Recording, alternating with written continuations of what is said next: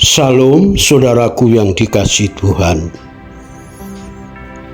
Untuk menjadi orang benar di hadapan Tuhan, yaitu sebuah kehidupan yang berkenan di hadapan Tuhan, itu membutuhkan perjuangan hari lepas hari, sampai kita dipanggil Tuhan, menghadap Tuhan, mempertanggungjawabkan hidup kita di hadapan Dia.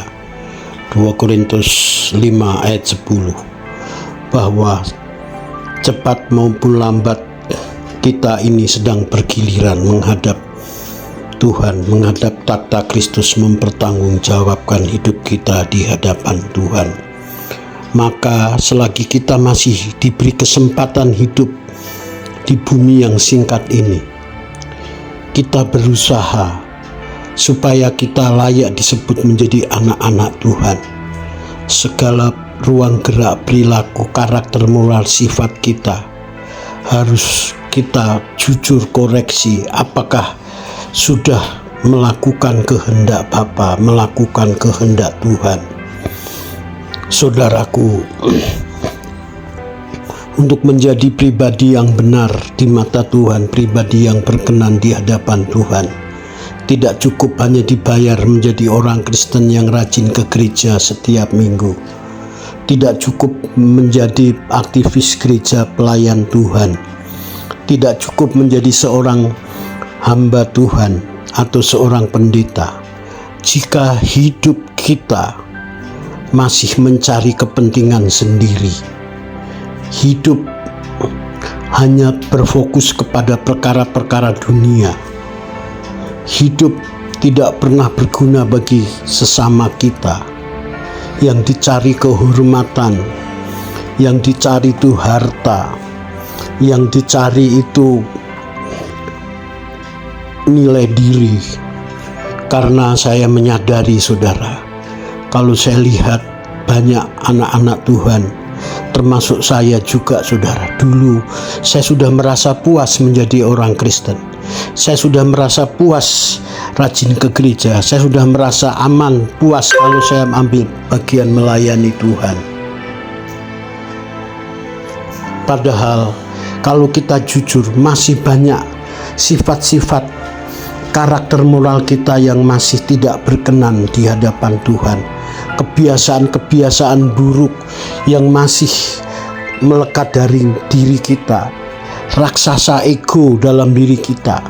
Kita maunya dihormati, kita maunya didahulukan, kita maunya dimanusiakan.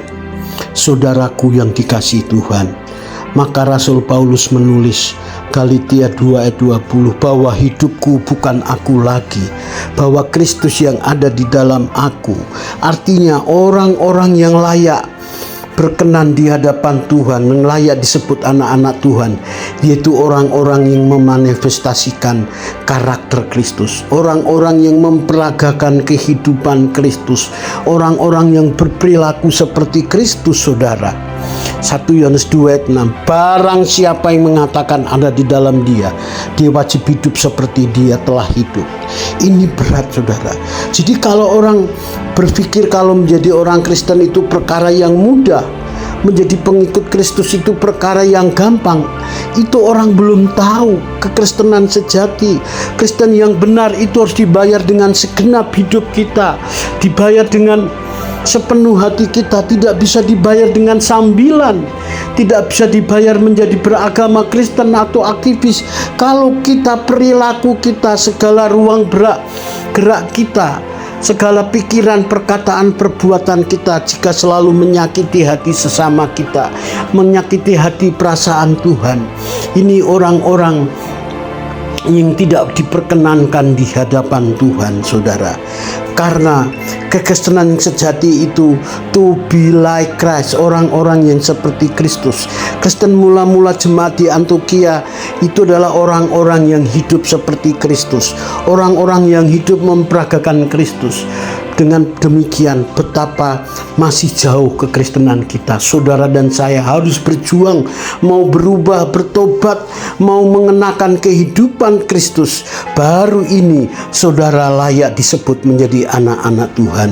Biarlah kebenaran firman Tuhan ini menjadi berkat bagi saudara dan saya. Salam, terima kasih.